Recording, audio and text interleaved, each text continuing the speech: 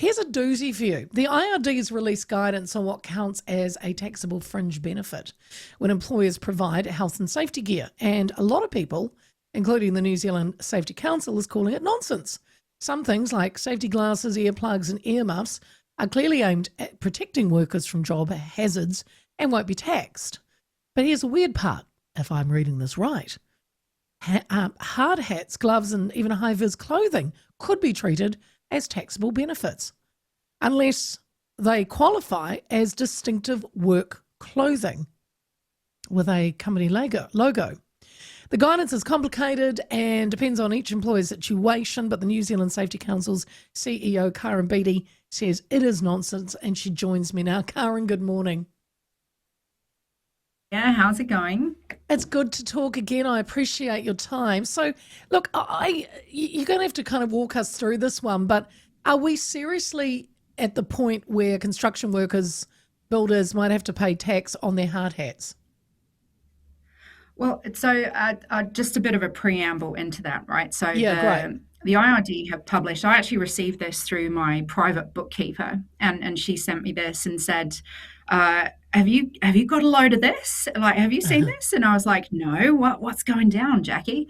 And she said, "Well, there's an exposure draft that's been put out on FBT, which is usually a tax that's applied to a non-cash benefit, so would be applied to like a company vehicle." Yeah. And as I read it, I became more and more incredulous by how ridiculous this exposure draft is. Now, the time frame for comment, everybody should note, is the 12th of December, and they would like comment on this, and I strongly encourage everybody to give comment on the following. So, just sort of taking it from the top. Essentially, what they put in this document is to describe which health and safety provisions within the workplace would fall outside and be excluded from this FBT tax, and what would be included. The problem lies in the examples. So, as you quite rightly pointed out, the definition between distinctive clothing and PPE is blurred where you've got a uniform. So, in one of the examples, it gives the mix of uniform applied to a road worker, and it's decided that some of it's distinctive clothing and some isn't. So, employers and then they have a choice.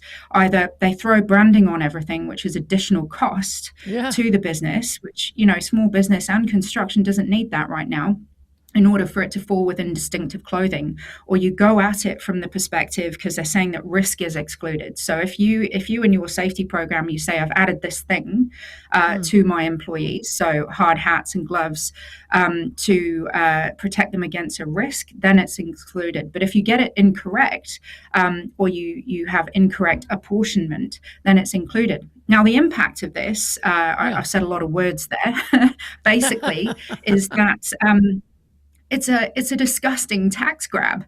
What they've decided to do is say that anything for health and safety is within scope, which includes your well-being things. So there's another example given there for some roading workers who are given access to a well-being meditation app, and in the guidance material it says that that's not excluded from the tax. So if you find yourself on the receiving end of public abuse, as our road workers do, you're not entitled to have this meditation app because it's a benefit that you might psychologically gain benefit from outside of your workplace.